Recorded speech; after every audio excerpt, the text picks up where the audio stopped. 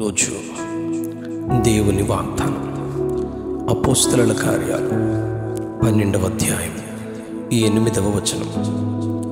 నీవు నడుము కట్టుకొని చెప్పులు తొడుగుకొనుము. నీవు నడుము కట్టుకొని చెప్పులు తొడుగుకొనుము. అతడు అలాగు చేసిన తరువాత నీ వస్త్రము పైన వేసుకొని నా వెంబడి రమ్మని అతనితో చెప్పాను. వైద్యుడైన లూకా ఈ అపోస్తలుల కార్యాలు రాసినట్లు మనం గమనిస్తాం.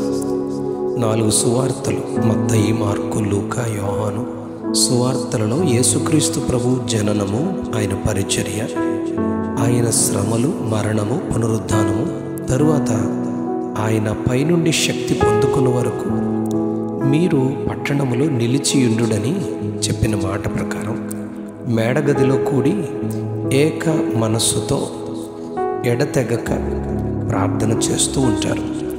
పెంతెకోస్తు పండుగ దినాన వేగముగా వీచు బలమైన గాలి వంటి ఒక ధ్వని ఆకాశము నుండి అకస్మాత్తుగా వారు కూడి ఉన్న ఇల్లంతయు నిండిపోతుంది. అగ్ని జ్వాలల వంటి నాలుకలు విభాగింపబడినట్టుగా వారికి కనబడి ఒక్కొక్కని మీద వాలగా వారందరూ పరిశుద్ధాత్మతో నిండిన వారై ఆ ఆత్మ వారికి వాక్శక్తి అనుగ్రహించిన కొలది అన్య భాషలతో మాట్లాడసాగారు.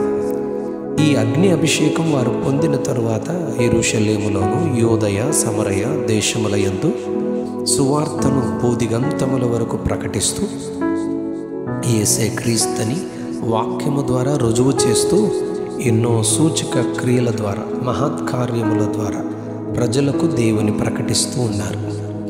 3వ అధ్యాయంలో పుట్టింది మొదలుకొని కుంటివాడైన మనుష్యుని పేతురు, యోహానులు యేసుక్రీస్తు నామమున నడిపిస్తారు.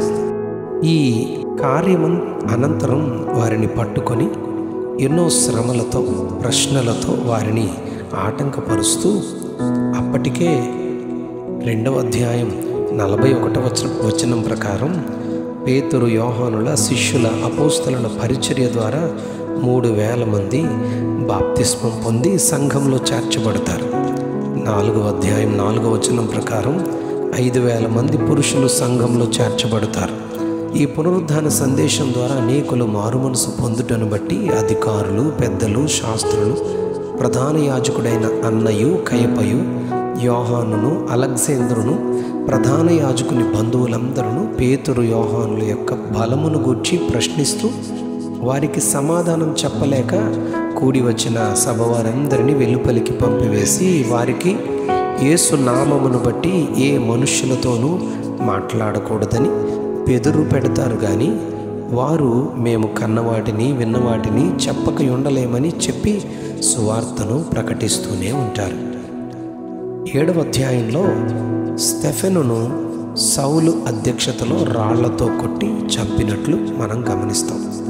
9వ అధ్యాయంలో దమస్కు గేటు దగ్గర సౌలును వెలుగు ద్వారా దేవుడు దర్శించి కండ్ల నుండి పొరలు రాల్చి సువార్త కొరకు యేసు సాక్షిగా ఉండడానికి ఆయనను పిలుచుకుంటారు.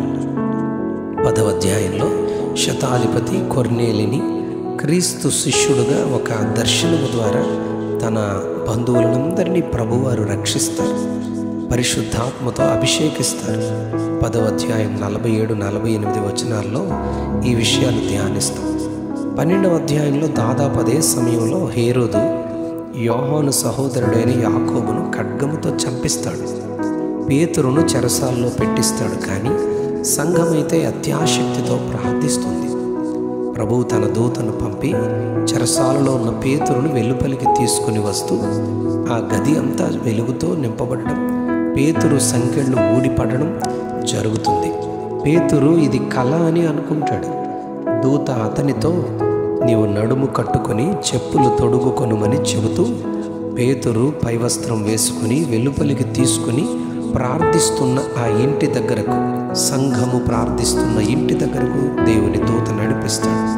ఇదంతా దేవుని కార్యంగా మనం 12వ అధ్యాయం అపోస్తలుల కార్యాలు 8-19 వచనాల్లో మనం చదువుతాం. ఈ సందేశం ద్వారా మనం గమనించాల్సింది మన శ్రమలో, బంధకాలలో దేవుని అద్భుతమైన కార్యాన్ని ప్రతి సమయంలో మనం చూడగలం. దానికి మూలం కారణం మనము చేసే సంఘము చేసే ప్రార్థనే. ఇలాగే ఏలియా ప్రవక్త అహాబు యెజెబెలు యొక్క భయము ద్వారా, భయపెట్టుట ద్వారా, వారి మాట ద్వారా 1 రాజులు 19వ అధ్యాయం 4వ వచనంలో మరణాపేక్ష గలవాడై ఇంత మట్టుకు చాలును అని కృంగి ఉండగా దూతను పంపి కాల్చబడిన అప్పము నీళ్ల బుడ్డి ఇచ్చి బలపరుచుతూ నీవు లేచి భోజనము చేయుమని 2 సార్లు చెప్పి నీ శక్తికి మించిన ప్రయాణము నీకున్నది, భోజనము చేయుమని దేవుడు చెప్తారు. 2వ కొరింథీ 12వ అధ్యాయం 10వ వచనంలో పౌలు ఇలా అంటాడు, నేనెప్పుడు బలహీనుడునో అప్పుడే బలవంతుడును అని.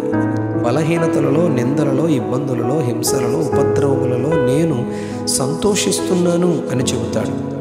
ఫిలిప్పీ 4:13లో ఇదే పౌలు నన్ను బలపరచువాని యందు నేను సమస్తము చేయగలను అని అంటారు. అవును, పేతురు బంధించబడిన స్థితిలో విడిపించి బయటికి తెచ్చింది దేవుడే కదా.